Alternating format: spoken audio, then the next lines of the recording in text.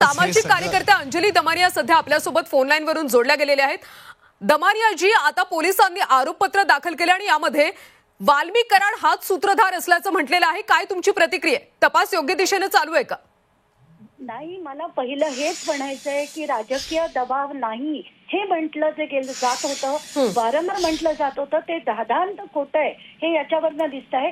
कारण पहिला मुद्दा असा की खंडणी, अॅट्रॉसिटी आणि खून हे वेगवेगळं कधीही नव्हतं। हे फक्त आणि फक्त धनंजय मुंडेंच्या मेहरबानीने कराडला वाचवण्यासाठी केलेला गेम प्लॅन होता, याच्यात काहीही शंका नाही आता। कारण हे तिन्ही आता एकत्र आणण्यात आलंय आणि खंडणी मधनच आधी मारामारी झाली आणि त्यातच खून झाला, हे आता हे स्पष्टपणे बाहेर आलंय। आता जर आपण बघितलं की 6 तारखेच्या त्या तिन्ही गुन्ह्यांना त्यांनी एकत्र आणून मेन म्हणजे काय झालंय, 7 आणि 8 तारखेचे जे डिटेल्स त्या चार्जशीट मध्ये लिहिलेत ते अतिशय धक्कादायक आहेत। 7 तारखेला सुदर्शन भुळे वाल्मिक कराडशी बोलतो आणि त्यांना सांगतो की आता असं कोणी उठेल आणि आपल्या मध्ये येईल तर अशांना आपण संपवायला हवं, ही जी चर्चा झाली। आणि याचा डॉक्युमेंटेड चार्जशीट मध्ये जे आलंय ते वाचून मला अतिशय धक्का बसला।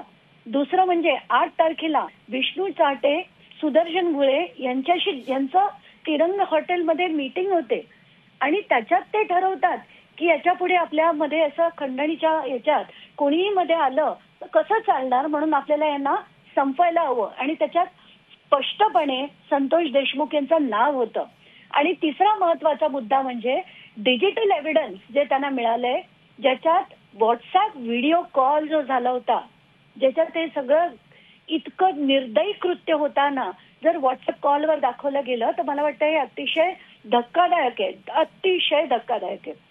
अंजली ताई म्हणजे बोला बोला। अशा लोकांना कुठच्याही परिस्थितीत म्हणजे they have to be send to the gallows, मला स्पष्टपणे असंच म्हणायचंय। अंजली ताई, मग आता आरोपपत्र दाखल केल्यानंतर कारवाईला वेग येईल असं वाटत नाही का?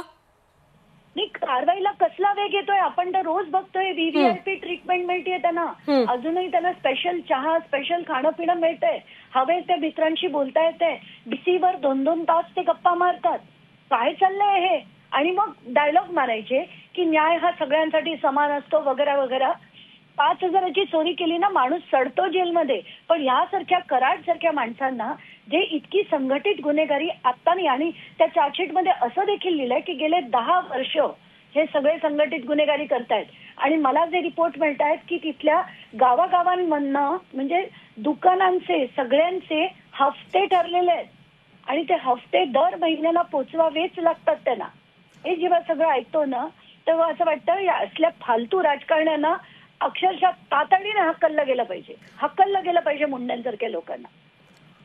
अंजली ताई, म्हणजे हा सगळा राजकीय वरदहस्त आहे असं तुम्हाला म्हणायचंय? राजीनाम्याची मागणी सुद्धा तुम्ही गेल्या अनेक दिवसांपासून देताय, मात्र नैतिकतेवरून कुणीही काही राजीनामा वगैरे देत नाही। नाही, नैतिकताच नाही, अशा गुंडांकडनं, अशा मवाल्यांकडनं आपण नैतिकता कशी अपेक्षा करू शकतो? ही माणसंच नाही आहेत, ही हैवान आहेत। कराड सारखी माणसं आहे ना, माणसं म्हणताच येत नाही।